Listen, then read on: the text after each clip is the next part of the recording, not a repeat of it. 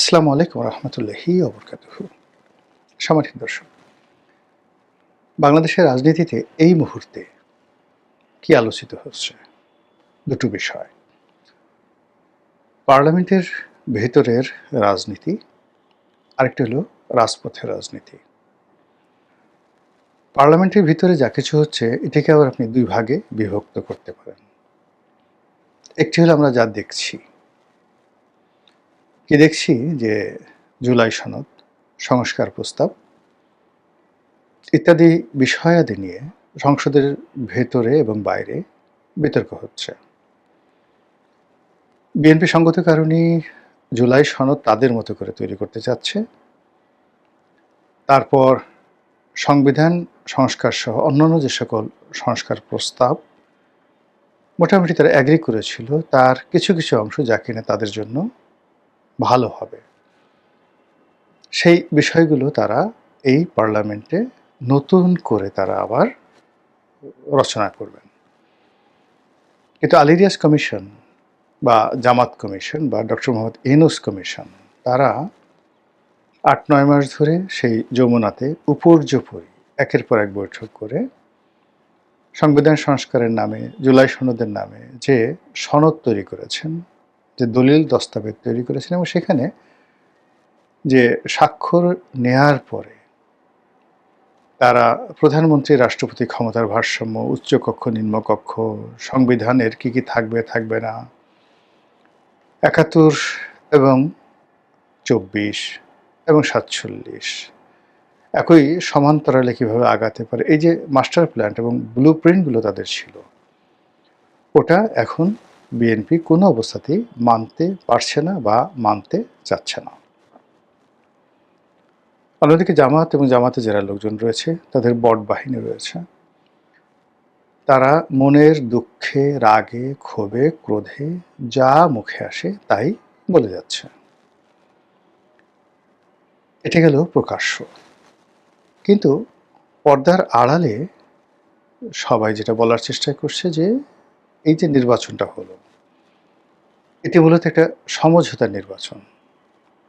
Doctor Mohammad Yunus, সেনাবাহিনী, Bharat, China, America, তারপর BNP, জামাত, অন্যান্য যে সকল রাজনৈতিক দল ছিল এক্সেপ্ট আওয়ামী লীগ, তো সবাই মিলে একটা সমঝোতা করে সুন্দর একটা নির্বাচন জাতিকে উপহার দিয়েছে। কিন্তু সমঝোতা যেভাবে হয়েছিল ফলাফল আসলে সেভাবে হয়নি। ফলে একমাত্র বিএনপি ছাড়া এই মুহূর্তে আর কোনো পক্ষই হ্যাপি না। কোনো পক্ষ, আমি শুধুমাত্র বললাম যে কেবলমাত্র বিএনপি ছাড়া আর কোনো পক্ষ রাষ্ট্রের এবং দেশের রাজনীতির কেউ হ্যাপি না। আবার অন্যদিকে বিএনপি ক্ষমতায় আসছে কিন্তু সে স্বস্তি পাচ্ছে না। নানা রকম ভয়, আতঙ্ক এ সকল তাকে তাড়া করছে। তার সঙ্গে সঙ্গে আবার কতগুলো দেশি এবং আন্তর্জাতিক সমস্যা, যেমন ইরান যুদ্ধ, সেই যুদ্ধের প্রেক্ষিতে বাংলাদেশে তেলের সমস্যা, তারপরে বাংলাদেশের অর্থনৈতিক সমস্যা, সব মিলিয়ে সরকারকে ভীষণ রকম ব্যস্ত রাখছে। এর মধ্যে সামনে বাজেট, জুন মাসে বাজেটের জন্য ব্যাপক প্রস্তুতি নিতে হচ্ছে।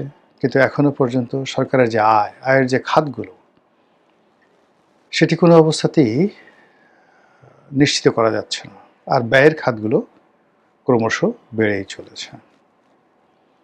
পরিস্থিতি যখন এরকম হয় তখন পানি ঘোলা হয়ে যায়, রাজনীতির ময়দান কুয়াশাচ্ছন্ন হয়ে যায়। আর এই অবস্থাতে বিভিন্ন পক্ষ রাজনীতির ময়দানে ঢুকে পড়ে।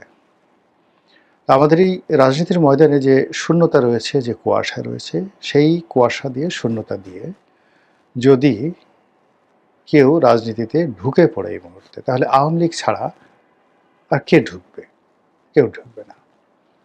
তো আওয়ামী লীগের একটা অংশ বাংলাদেশে আছে, তারপর আওয়ামী লীগের একটা বিরাট অংশ দিল্লিতে আছে, দেশের অন্যান্য দেশে আছে, জেলখানাতে আছে, জেলের বাইরে আছে।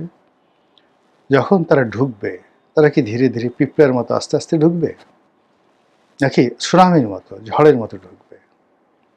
তারা কি একজন একজন করে অনেকটা গেরিলা কায়দায় ঢুকবে, নাকি প্রচণ্ড ঝড়ের গতিতে দল বেঁধে একত্রে ঢুকবে? এই বিষয়গুলো নিয়ে আলোচনা করব। দ্বিতীয়ত হলো যে এই যে তারা যে ঢুকবে, এটি কিভাবে ঢুকবে, এই বিষয়টা নিয়ে আগে প্রথমে শুরু করি।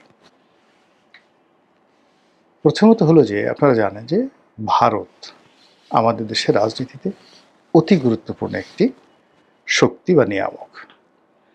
আমরা যতই বিরোধিতা করি, সেক্ষেত্রে বিএনপি বলেন, জামাত বলেন, অন্যান্য রাজনৈতিক দল বলেন, গোপনে প্রকাশ্যে তারা কিন্তু ভারতের বন্ধুত্ব বা সহানুভূতি কামনা করে আসছে। দ্বিতীয় ক্ষমতাধর রাষ্ট্র হল আমেরিকা। আওয়ামী লীগ তাদের কার্যকালে পুরো সময়টা ভারতকে খুশি রেখেছে, ভারতের বিশ্বস্ততা অর্জন করেছে এবং ভারত যে কোনো বিচারে আওয়ামী লীগের উপর নির্ভর করে, ডিপেন্ড করে। তো এই যে ভারতের উপর আওয়ামী লীগের বিশ্বস্ততা, আওয়ামী লীগের উপর ভারতের বিশ্বস্ততা, এটা এখনও আছে।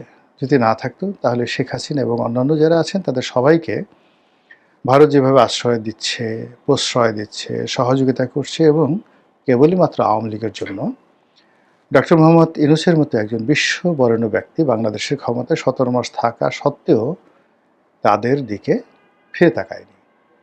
তো কাজেই বাংলাদেশের রাজনীতিতে আওয়ামী লীগকে ওয়াক ওভার দেওয়ার জন্য, আওয়ামী লীগের অনুপ্রবেশ ঘটানোর জন্য, আওয়ামী লীগের প্রত্যাবর্তন নিশ্চিত করার জন্য ভারত করছে না এমন কোনো কর্ম নেই। তারা যত রকম পলিসি লেভেল আছে, যত রকম চাপ আছে, তাপ আছে এবং তাদের যত সফট পাওয়ার আছে, এটা তারা করছে। এবং ইরানের এবং আমেরিকার যদি যুদ্ধটা না হতো, এতদিন মানে ভারতের চাপে আমরা দিশাহারা হয়ে পড়তাম। এই যুদ্ধের ফলে সারা পৃথিবী এখন ইয়ানফসি করছে। ভারত নিজেরাই তাদের সমস্যা নিয়ে ভীষণ রকম চিন্তিত, বিব্রত। কাজে এই যুদ্ধের কারণে তারা বাংলাদেশের বিষয়ে, শেখ হাসিনার বিষয়ে, আওয়ামী লীগের বিষয়ে তারা স্থিরভাবে সিদ্ধান্ত নিতে পারছে না। কিন্তু তারপরেও কিন্তু তাদের কূটনীতি থেমে নেই। পরিস্থিতি যখন স্বাভাবিক হবে, ভারত এখানে যা কিছু করার আওয়ামী লীগকে ফিরিয়ে আনার চেষ্টা করবে। বিকল্পভাবে তারা বিএনপির সঙ্গে সম্পর্কটা রক্ষা করবে কেবলমাত্র আওয়ামী লীগকে ফিরিয়ে আনার জন্য। এবং এর জন্য বিএনপির মাথায় হাত দেওয়া দরকার, পিঠে হাত দেওয়া দরকার, বিএনপিকে যে কোনো সুযোগ সুবিধা দেওয়া দরকার, তা সেটা করবে। এবং তারা জানে যে আওয়ামী লীগ যদি কোনো মতে রাজপথে নামতে পারে, বাংলাদেশে একবার যাকে বলা হয় প্রবেশ করতে পারে এবং শেখ হাসিনা যদি বাংলাদেশে এসে জেলখানাতেও যায়, তবুও আওয়ামী লীগের যে শক্তি, এই শক্তি হবে দুর্নিবার, এই শক্তি হবে অজেয়, এই শক্তি হবে নিয়ন্ত্রণহীন। একাকারের সময় শেখ হাসিনা, খালেদা জিয়া দুজনেই জেলখানাতে ছিলেন। আবার এখন যদি শেখ হাসিনা জেলখানাতে থাকেন, ওই জেলখানাটি একটা তীর্থকেন্দ্রে পরিণত হবে, যেখানে তাকে রাখা হবে তার চারিপাশে হাজার হাজার নেতাকর্মী আলু, পটল, বেগুন নিয়ে ঠিক সেই 111-এর মতো তারা বসে থাকবে। এটি সরকারের জন্য একটা বিরাট অস্বস্তিকর পরিস্থিতি হবে এবং এর মধ্যে যত ঘটনা ঘটবে সেটিকে আওয়ামী লীগ ক্যাশ করার চেষ্টা করবে। এবং এই সুযোগটাই আসলে ভারত দিতে চাচ্ছে আওয়ামী লীগকে এবং আওয়ামী লীগ সেইভাবেই নিজেদেরকে তারা প্রস্তুত করছে। তাদের অর্থ আছে, টাকা আছে, কানেক্টিভিটি আছে, সরকারের বিভিন্ন জায়গাতে তাদের লোকজন আছে এবং একই সঙ্গে আন্তর্জাতিক কানেক্টিভিটি আছে। তো সেইগুলো যখন একত্রে কাজ করবে, তখন আওয়ামী লীগের যে ফিরে আসার গতি, এটি হবে অনেকটা সুনামির মতো, মরুঝড় সাইমুমের মতো। দ্বিতীয় বিষয় হলো যে শহীদ প্রেসিডেন্ট জিয়াউর রহমান যেভাবে তার প্রয়োজনে আওয়ামী লীগকে এনেছিলেন, তার প্রয়োজনে শেখ হাসিনাকে এনেছিলেন, তার প্রয়োজনে আওয়ামী লীগকে রিভাইভ করেছিলেন, তার প্রয়োজনে আওয়ামী লীগের বিভিন্ন গ্রুপকে একত্রে বসানোর চেষ্টা করেছিলেন এবং তৎকালীন ডিজিএফআই দ্বারা আওয়ামী লীগের সব নেতাকর্মীদেরকে তিনি অর্থনৈতিকভাবে সাহায্য সহযোগিতা করার চেষ্টা করেছিলেন। এটা রাজনীতির জন্য দরকার ছিল। ঠিক একই অবস্থা যদি তার পুত্রের ক্ষেত্রে ঘটে, দেশের সার্বিক পরিবেশ পরিস্থিতি যদি এমন হয়ে যায় যখন তার একজন শক্তিশালী প্রতিদ্বন্দ্বী লাগবে বা রাজনৈতিক প্রতিপক্ষ লাগবে, সেক্ষেত্রে আওয়ামী লীগের বিকল্প নেই। তাহলে সরকারের প্রণোদনায় আওয়ামী লীগ ফিরে আসতে পারে এবং সেই ফিরে আসাটা হবে তাও ঝড়ের গতির মতো।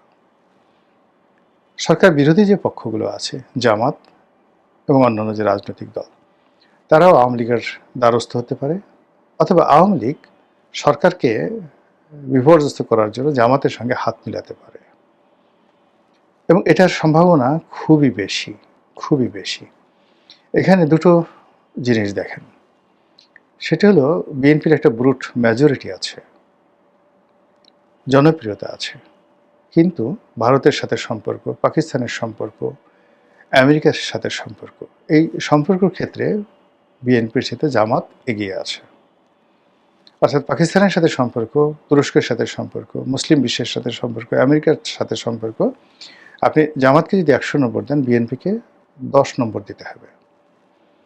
আবার এই রাষ্ট্রগুলোর প্রায় সকলের সঙ্গে আওয়ামী লীগের সম্পর্ক আছে, চীনের সাথে আছে, পাকিস্তানের সাথে আছে, তুরস্কের সাথে আছে, আমেরিকার সাথে আছে, আর অতিরিক্ত ইন অ্যাডভান্স আছে ভারতের সাথে। তো ভারতের যে মনোভাব, জামাতের ব্যাপারে যে মনোভাব ভারতের রয়েছে, যদি আওয়ামী লীগ ছাড় দেয় বা আওয়ামী লীগ সুপারিশ করে, তাহলে জামাতের সাথে দিল্লির একটা সম্পর্ক গড়ে উঠতে পারে, এবং সেটা হলে বিএনপি দুই চোখে অন্ধকার দেখবে। তখন সরকার যতই কঠোর হোক, যতই ফাঁসি দেখ, যা কিছু করুক না কেন, সেক্ষেত্রে শেখ হাসিনার যে আগমন এবং আওয়ামী লীগের আগমন, এটি বন্ধ করতে পারবেন না। এই ভিডিওর দ্বিতীয় অংশ, যে এরকম ঘটনা যখন ঘটবে, শেখ হাসিনা ততদিন জীবিত থাকবেন কিনা। ফার্স্টে হলো, শেখ হাসিনার বয়স এখন প্রায় 78 বছর। ডক্টর মোহাম্মদ ইউনূস তার 10 বছরের বড়, সারা দুনিয়া ঘুরে বেড়াচ্ছে টন টন, এবং কথাবার্তা বলতেছে, তাতে মনে হয় যে সে 100 বছরের আগে সে একটু বসবে না, সারা দুনিয়া চষে বেড়াচ্ছে। তো শেখ হাসিনার যে শরীর স্বাস্থ্য, এটা ডক্টর মোহাম্মদ ইউনূসের চাইতে সুস্থ। শেখ হাসিনার যে শক্তিমত্তা, তার কথার যে ধারাবাহিকতা, তার বুদ্ধিমত্তা, তার প্রখরতা, এবং বয়সের কারণে যে জটিলতা নারীদের শরীরে হয়, তার একটিও শেখ হাসিনার মধ্যে নেই। বরং মনে হচ্ছে ক্ষমতা হারিয়ে তার বুদ্ধি বেড়ে গেছে, ক্ষমতা হারানোর পরে তার সাহস বেড়ে গেছে। এবং কলকাতাতে, দিল্লিতে এই যে আওয়ামী লীগের নেতাকর্মী যারা আছে, তাদের সঙ্গে কথা বলতে গিয়ে তিনি যে দৃঢ়তা দেখাচ্ছেন, এটি তার যারা প্রতিপক্ষ রীতিমতো তাদেরকে অবাক করছে। তো সেক্ষেত্রে যদি বিধাতার ডাক না আসে, আল্লাহর ডাক না আসে, আল্লাহ যদি হজরত আজরাইল আলাইহিস ইসলামকে শেখ হাসিনার কাছে না পাঠান, যে জানটা কবজ করে নিয়ে আসুন, তাহলে শেখ হাসিনা এখন যে অবস্থা, যদি অসুস্থতা না হয়, তিনি হয়তো 100 বছর বাঁচলেন। মাহাথির মোহাম্মদ এখন 100 চেয়ে বেশি বয়স, পরিপূর্ণভাবে সুস্থ আছেন। তো রাজনীতিতে যদি এখন 78 বছর বয়স ধরেন, সেখান থেকে যদি আপনি 100 বছর বয়স ধরেন, তাহলে এখনও কত বছর? 28 বছর, 28 ইয়ার্স। বাদ দেন 90 বছর পর্যন্ত যদি থাকে, তবু তো 12 বছর। রাজনীতি এত জটিল একটা বিষয়, এখানে তো 12 সেকেন্ডের যে মূল্য, 12 সেকেন্ডে তছনছ হয়ে যায়, 12 মিনিটের দরকার হয় না। তো সেক্ষেত্রে কিভাবে কি ঘটবে আগামীতে, একমাত্র আল্লাহ রাব্বুল আলামিন জানে। এখন যেভাবে দেশের গড় আয়ু বৃদ্ধি পাচ্ছে, যেভাবে আল্লাহ শেখ হাসিনাকে সুস্থ রেখেছেন, যেভাবে শেখ হাসিনা কথাবার্তা বলে যাচ্ছেন, এতে তো আসলে বজ্রপাত ছাড়া মানে শেখ হাসিনার ইমিডিয়েট মৃত্যু সম্ভব হচ্ছে না।